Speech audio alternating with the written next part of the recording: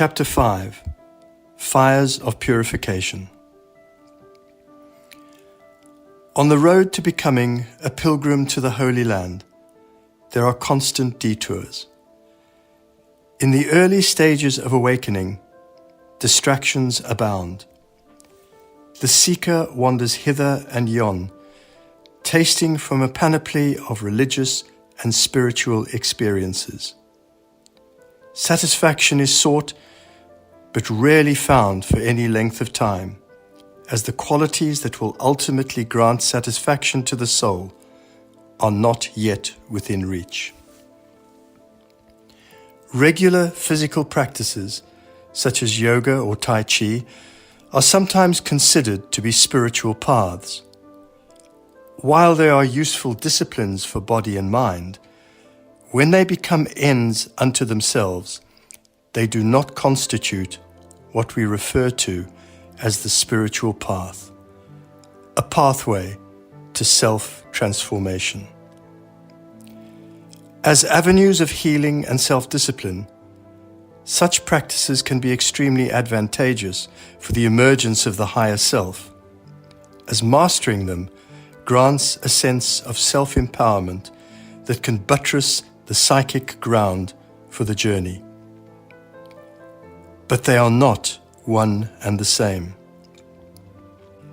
The period that follows awakening to a higher reality is a time of serious testing to determine whether the aspirant is ready to proceed on the journey, for the demands will intensify from here on.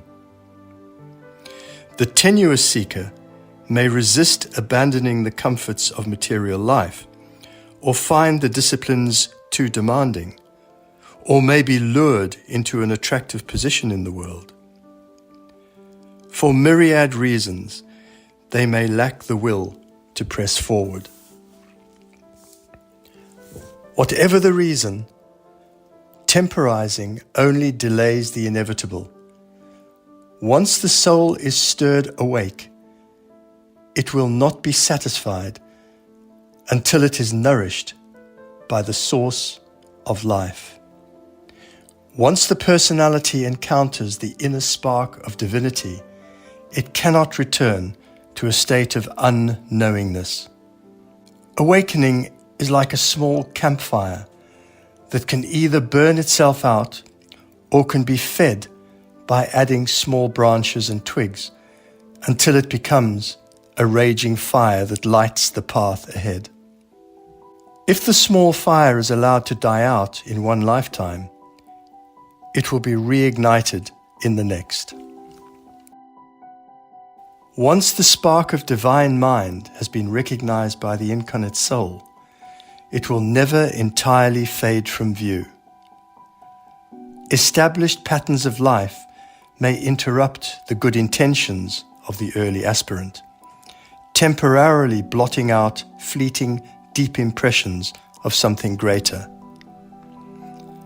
Outer conditions of material life may recreate themselves for a time, but a profound discomfort with social values and norms will ultimately drive the one who has awakened back to the path of ascent. This has ever been the nature of the journey, but present world conditions have amplified this discomfort to the point where a growing wave of souls feels propelled to discover the higher way. The goal of the second stage of the journey is to remove the dross of the personality that has blocked the light of the soul and kept it hidden from awareness. Before the lifetime in which the soul awakens, the individual accumulates karmic debts that must be repaid on the path of return to the source of life, God, the Creator. In addition, every one of the billions of souls who have reincarnated through cycles of Earth's evolution has been part of the blood-stained collective history of humanity. The work of clearing the karmic ledger requires considerable spiritual courage. Yet by the end of the stage of self-purification, the light of the soul will shine unobstructedly, and the love and joy intrinsic to the true self will become the foundation upon which one's life is lived and one's spiritual purpose is fulfilled. To arrive there, the seeker undergoes a period of self-examination through which there occurs a growing sense of responsibility for the circumstances of one's life. It could be said that this is the most challenging phase of the spiritual journey, for it requires profound self-scrutiny, which can generate great personal discomfort. The light of the soul, growing brighter since withdrawing from the illusions of the material world, now turns inward to expose the obstacles to its emergence. In time, this light will permeate the personality and produce a life solidly anchored in spirit. But for now, it shines on blockages to the soul's fuller presence in the seeker's life. The real work of this phase of the path begins when the personality becomes conscious of the pull of the soul. From the point when the inner light begins to dawn, there is a mounting awareness of the patterns of thought and behavior that have shaped the life of the individual. During this time, as restlessness grows with established aspects of life, there may be frequent changes in employment or relationships that will reveal personality patterns that remain consistent in spite of changing circumstances. With the development of self-observation, needed changes in habits and qualities are recognized. All who tread this way inevitably enter what is known as the burning ground, passing through the fires of purification. What is being burned away is every tendency towards selfishness, every self-seeking motive that has afflicted the life of the individual until now. The word afflicted applies both to an internal state of disease and to the external impact of this dis-ease upon others. Every thought and action driven by purely selfish motives, in disregard of injury to others, takes a toll on the individual while harming other lives. This is the root cause of karma. A life crisis becomes a burning ground experience when the soul is conscious enough to recognize lessons that can be gleaned from the crisis. Whereas the unconscious personality feels victimized by life and interprets a personal tragedy as a random happening, the result of bad luck. The awakening soul begins to realize that nothing happens by chance.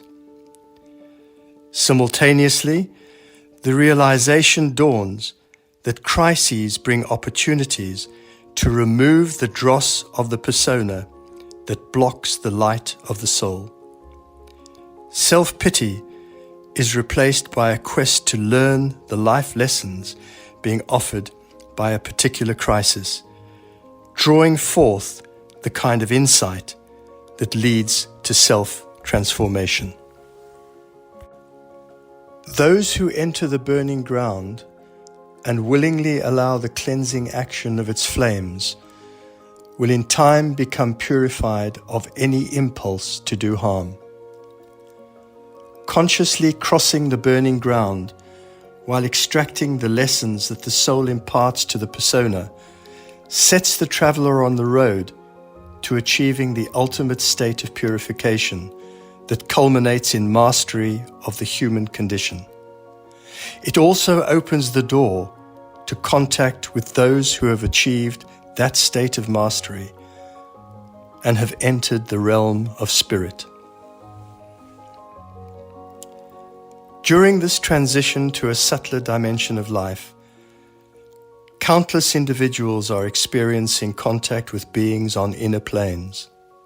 However, much of what they receive will invariably be distorted until they pass through the fires that purify.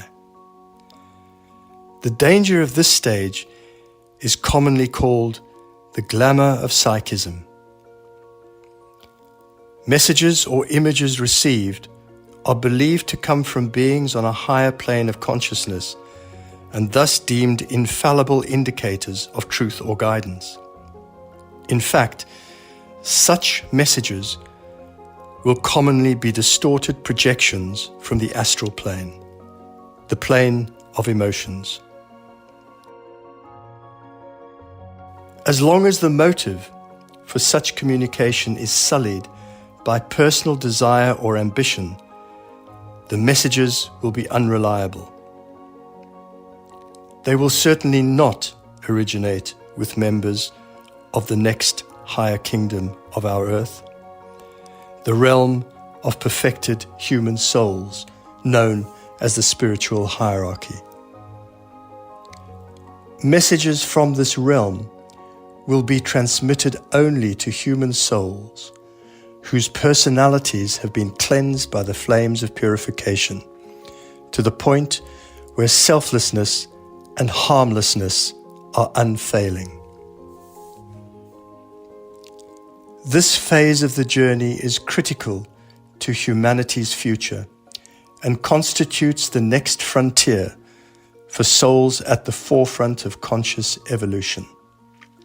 It paves the way for communication and cooperation between the human and spiritual realms of Earth, the relationship that will give birth to a new world.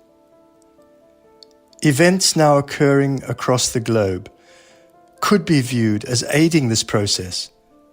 Blazing fires, for example, might be seen as flames of purification, serving to rid humanity of identification with the realm of matter, the realm where selfishness is fed by the illusion of separation. The exposure of human selfishness and greed as the main causes of planetary destruction is releasing many souls from that illusion and driving them to search for a greater reality.